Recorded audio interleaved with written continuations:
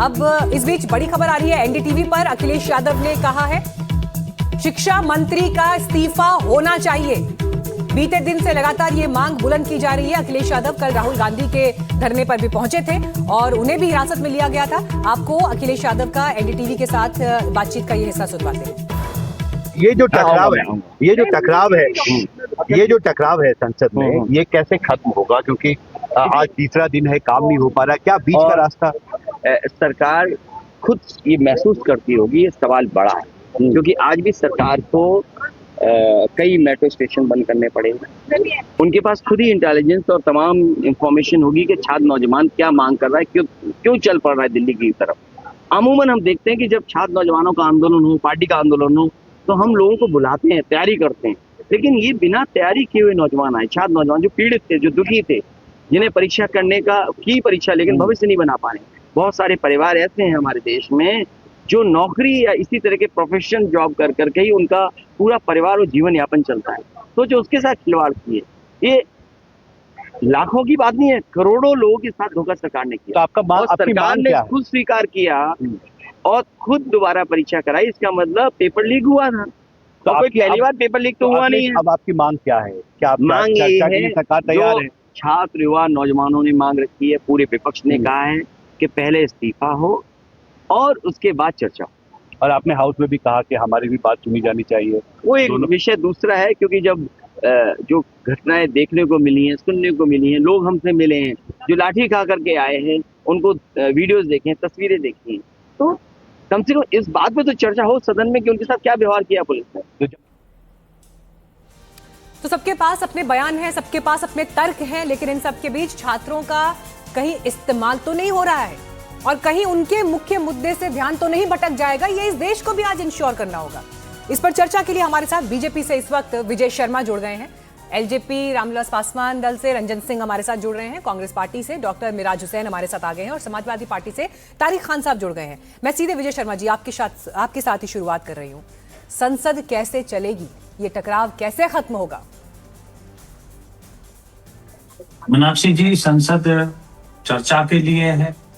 वहां अपने पक्ष विपक्ष अपने जितने भी प्रस्ताव है वो लाते हैं, अपनी बातें रखते हैं, सुझाव रखते हैं, लेकिन विपक्ष आज पूरी तरह से देश के सामने नंगा हो गया है।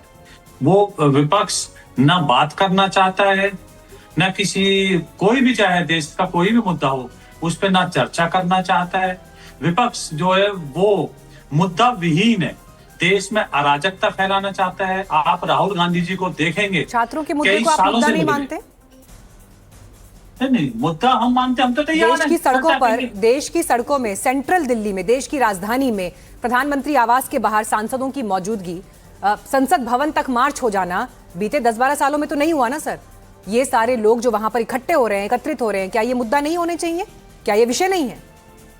मीनाक्षी जी, जब संसद चल रही है तो आप सड़क पे क्या ले रहे हो?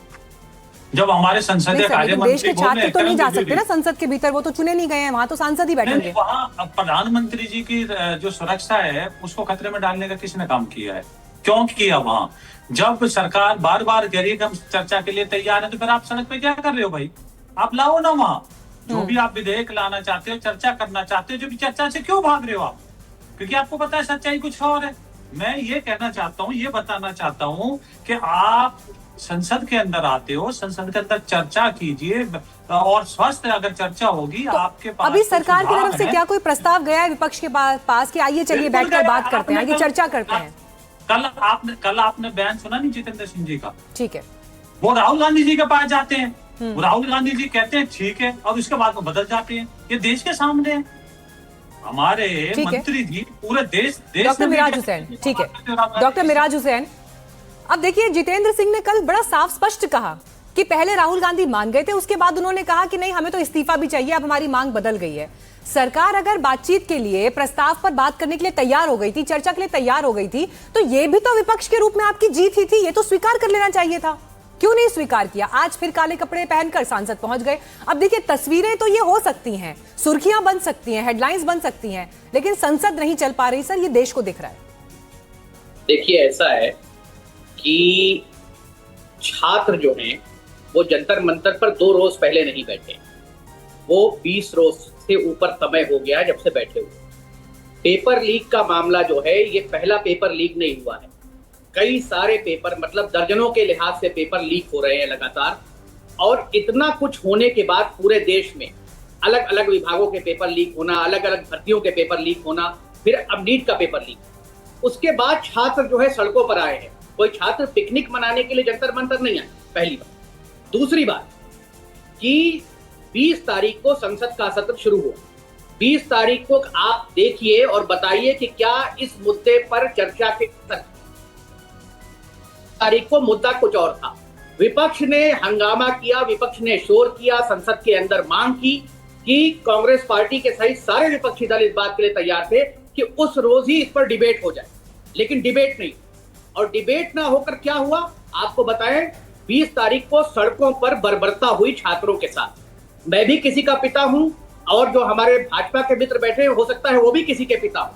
अगर बच्चों पर लाठी चलाई जाएगी तो अभिभावकों को गुस्सा भी आएगा और अफसोस भी होगा कि जिन सरकार को बच्चों से बात करनी चाहिए वो सरकार बच्चों पर लाठी चला रही है। ठीक है, द हिंदू की एक रिपोर्ट है। डॉक्टर मिराज हुसैन, मैं सिर्फ 2-3 पॉइंट्स रेज करूंगी, मुझे जवाब दीजिए।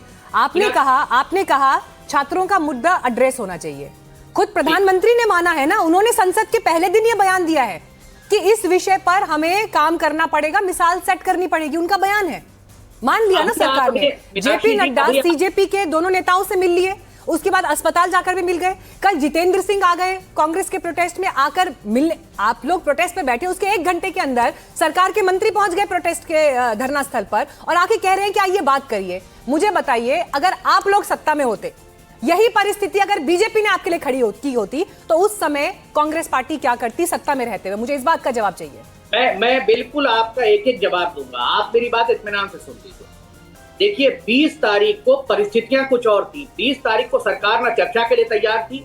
उससे पहले 20 तारीख के पहले भी लड़के 1 महीने से बैठे हुए हैं। एक भी सरकारी नुमाइंदा आप बता दीजिए जो उनके पास गया हो या उनसे बात की हो, एक्सेप्ट जो पुलिस ने सोनम वांगचुक को वहां से डिटेन किया उसको छोड़ के, और कोई भी एक चीज बता दीजिए जहां पे सरकार मध्यस्थता के लिए सामने आई हो। परिस्थिति तो 20 तारीख आपका मुद्दा क्या है फिर सर? आपका मुद्दा यह है कि प्रस्ताव पर बात करने के लिए आए, या आपका मुद्दा यह है कि 20 दिन से कुछ नहीं किया?